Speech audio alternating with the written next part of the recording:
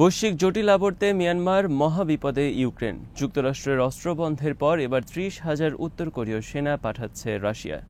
Bdviews ইনফোটেইনমেন্টে স্বাগত জানাচ্ছি আমি তাসনিম হোসাইন। আজ জানাবো প্রতিরক্ষা সংক্রান্ত গুরুত্বপূর্ণ কিছু খবর।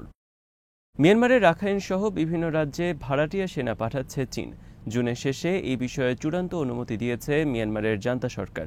আর এর মাধ্যমে মিয়ানমার প্রবেশ করতে যাচ্ছে নতুন এক বৈশ্বিক রাজনৈতিক আবর্তে। ১ জুলাই মিয়ানমারের ইয়াঙ্গুন ভিত্তিক মিজিমা নিউজের খবরে বলা হয়, ইতিমধ্যে মিয়ানমারের রাখাইন রাজ্যে অবস্থান করছে চীনা ভাড়াটিয়া বা বেসরকারি সেনা। মিজমার খবরে বলা হয়েছে, রাখাইন সহ গোটা মিয়ানমারের বিভিন্ন রাজ্য ও অঞ্চলে প্রাইভেট সিকিউরিটি ফার্মের কার্যক্রম তদারকের জন্য ২৩ জুন জান্তা সরকার গঠন করেছে সেন্ট্রাল সুপারভাইজারি কমিটি। মিয়ানমারে চীনের বেসরকারি সেনা পাঠানোর অনুমতির বিষয়ে ২৭ জুন গেজেট প্রকাশ করা হয়েছে। ১৯ মে মেজর জেনারেল তুন তুং অং এর নেতৃত্বে বৈঠকে বসে নবগঠিত সেন্ট্রাল সুপারভাইজার কমিটি।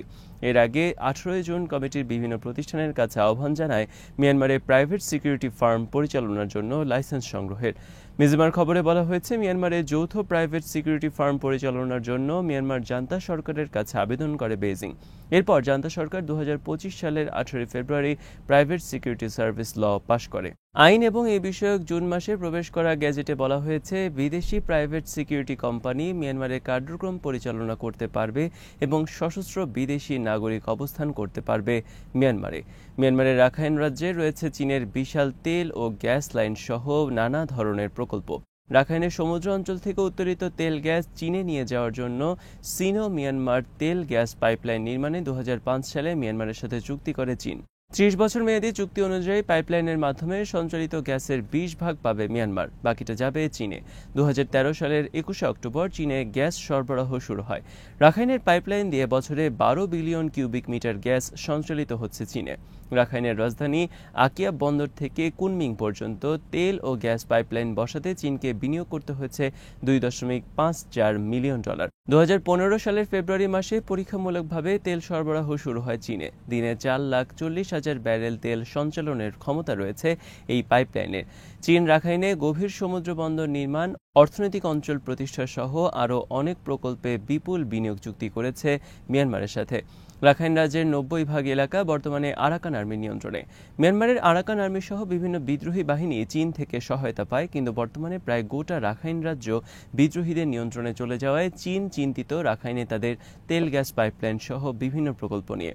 এ অবস্থায় তেল গ্যাস পাইপলাইনের নিরাপত্তা সহ তাদের অর্থনৈতিক বিভিন্ন প্রকল্পের নিরাপত্তা বিধানে অন্যতম ভূমিকা পালন করবে চীনা ভাড়াটিয়া সেনারা। তবে বিশ্লেষকদের মতে, জান্তা আর্মির পক্ষ নিয়ে চীনা বেসরকারি সেনারা বিদ্রোহীদের বিরুদ্ধে যুদ্ধে জড়াবে না, কিন্তু তারপরও রাখাইন সহ বিভিন্ন রাজ্যে চীনের ভাড়াটিয়া সেনা মোতায়েন জান্তা সরকারের পক্ষে একটি বলিষ্ঠ পদক্ষেপ হিসেবে ভূমিকা পালন করবে। কোনো সন্দেহ নেই, জান্তা সরকার তাদের নিজেদের স্বার্থেই অনুমতি দিয়েছে চীনা ভাড়াটিয়া সেনাদের মোতায়েনের। তারা পরোক্ষভাবে হলেও জান্তা সরকারের পক্ষে ভূমিকা পালন করবে। কেবল রাখাইন নয়, গোটা মিয়ানমারে রয়েছে দীর্ঘমেয়াদে চীনের অনেক বড় বড় অর্থনৈতিক প্রকল্প। বস্তুত ১৯৫৮ সাল থেকে আজ পর্যন্ত মিয়ানমারে চলা সেনা শাসন টিকে আছে চীনের প্রত্যক্ষ সহায়তায়। বর্তমানে কয়েক বছর ধরে চলা গৃহযুদ্ধে তছনছ হয়ে গেছে গোটা মিয়ানমার। কোনো মতে রাজধানী সহ গোটা কয়েকটি বড় বড় শহরে ধরে রেখেছে জান্তা সরকার। দেশের গোটা জনগণ জান্তা সরকারের বিরুদ্ধে, কিন্তু তারপরও জান্তা সরকার টিকে আছে চীন, রাশিয়া এবং ভারতের সমর্থনের কারণে। সম্প্রতি মিয়ানমারের রাখাইন রাজ্যে বাংলাদেশের মধ্যে দিয়ে একটি মানবিক করিডোর স্থাপনের আলোচনা শুরু হয়। এই করিডোরের মাধ্যমে বাংলাদেশের মধ্যে দিয়ে মিয়ানমারের রাখাইন রাজ্যে ত্রাণ কার্যক্রম পরিচালনা এবং সেখানকার রোহিঙ্গাদের নিরাপত্তার ব্যবস্থা গ্রহণের কথা ছিল। এর অংশ হিসেবে জাতিসংঘের তত্ত্বাবধানে সেখানে বাংলাদেশি সেনা পাঠানোর বিষয়টিও সামনে আসে, কিন্তু বাংলাদেশের অভ্যন্তরে বিভিন্ন রাজনৈতিক দল সহ বিভিন্ন মহল থেকে এর বিরোধিতা করা হলে ভেস্তে যায় এই উদ্যোগ। এ অবস্থায় রাখাইনে চীনা ভাড়াটিয়া সেনা পাঠানোর বিষয়টি সামনে আসায় নতুন দিকে মোড় নিতে যাচ্ছে রাখাইন সহ মিয়ানমার পরিস্থিতি। কোন দিকে মোড় নেয় রোহিঙ্গা প্রত্যাবাসনের বিষয়টি তা এখনও অনিশ্চিত। একের পর এক খারাপ খবর আসছে ইউক্রেনের জন্য। মহাবিপদে জেলেনস্কি সরকার। যুক্তরাষ্ট্র মিসাইল সহ গুরুত্বপূর্ণ অস্ত্র সরবরাহ বন্ধ করে দেওয়ায় সামনে ঘোর অন্ধকার জেলেনস্কির সামনে। চলতি সপ্তাহের শুরুতে রাশিয়ায় এ যাবৎকালের অন্যতম বড় বিমান হামলা চালিয়েছে ইউক্রেনে। Hypersonic missile, ballistic missile, cruise missile সহ ৫ শতাধিক ড্রোন হামলা চালিয়েছে গোটা ইউক্রেনের সামরিক অবকাঠামো লক্ষ্য করে। বর্তমানে লক্ষাধিক সেনা নিয়ে বিভিন্ন ফ্রন্টলাইনে স্থল অভিযান পরিচালনা করছে রাশিয়ান আর্মি। এরই মধ্যে বুধবার হোয়াইট হাউস থেকে বলা হয়, ইউক্রেনকে দেওয়ার মতো প্যাট্রিয়ট ও হেলফায়ার মিসাইল নেই তাদের কাছে।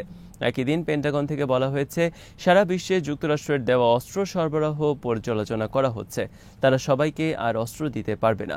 ইউক্রেন বলেছে, বুধবারের ঘোষণার সময় পর্যন্ত তাদের কাছে এয়ার ডিফেন্স সিস্টেমের পর্যাপ্ত ইন্টারসেপ্টর ছিল, কিন্তু শিগগিরই এই মজুদ ফুরিয়ে যাবে। বিশ্লেষকদের মতে, এর ফলে রাশিয়ার বিমান হামলা মোকাবেলার কোনো সামর্থ্য থাকবে না ইউক্রেনের আকাশ সম্পূর্ণরূপে চলে যাবে রাশিয়ার দখলে। এ অবস্থায় স্থল অভিযানও প্রতিরোধ করার সামর্থ্য থাকবে না তাদের, ফলে পতন ঘটতে পারে ইউক্রেনের রাজধানী কিয়েভের।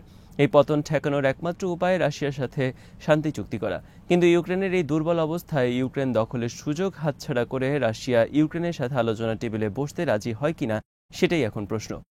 2022 সালে ফেব্রুয়ারি মাসে রাশিয়া ইউক্রেন যুদ্ধ শুরুর পর থেকে এখন পর্যন্ত যুক্তরাষ্ট্র $100 বিলিয়ন বেশি অস্ত্র এবং অর্থনৈতিক সহায়তা দিয়েছে। এর মধ্যে কেবল অস্ত্র সহায়তা রয়েছে $61 বিলিয়ন। বস্তুত ইউক্রেনের ঘাড়ে বন্দুক রেখে রাশিয়ার বিরুদ্ধে দীর্ঘ এই যুদ্ধ করছে যুক্তরাষ্ট্র এবং পশ্চিমা বিশ্ব। এদিকে আরও দুঃস্বপ্ন অপেক্ষা করছে ইউক্রেনের জন্য। বৃহস্পতিবার CNN-এর খবরে বলা হয়েছে, উত্তর কোরিয়া নতুন করে 30,000 সেনা পাঠাতে যাচ্ছে রাশিয়ায়। তারা সরাসরি ফ্রন্টলাইনে যুদ্ধ করবে ইউক্রেন সেনাদের বিরুদ্ধে। ইউক্রেন সহ পশ্চিমা গোয়েন্দা সংস্থা উদ্ধৃত করে বৃহস্পতিবার খবরটি প্রকাশ করেছে CNN। এর আগে গত বছর নভেম্বরে রাশিয়ায় 11,000 সেনা পাঠায় উত্তর কোরিয়া। ইউক্রেনের দখল থেকে কুরস্ক উদ্ধারে অংশ নেয় এসব সেনা। CNN-এর খবরে বলা হয়েছে, 11,000 উত্তর কোরীয় সেনার মধ্যে 4,000 সেনা নিহত হয়েছে ইউক্রেনের বিরুদ্ধে যুদ্ধে। কিছু সেনার লাশ পৌঁছেছে উত্তর কোরিয়ায়।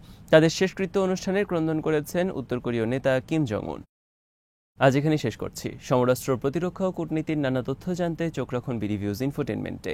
চ্যানেলটি ভালো লাগলে সাবস্ক্রাইব করুন, সংযুক্ত থাকুন আমাদের ফেসবুক পেজে। আল্লাহ হাফেজ।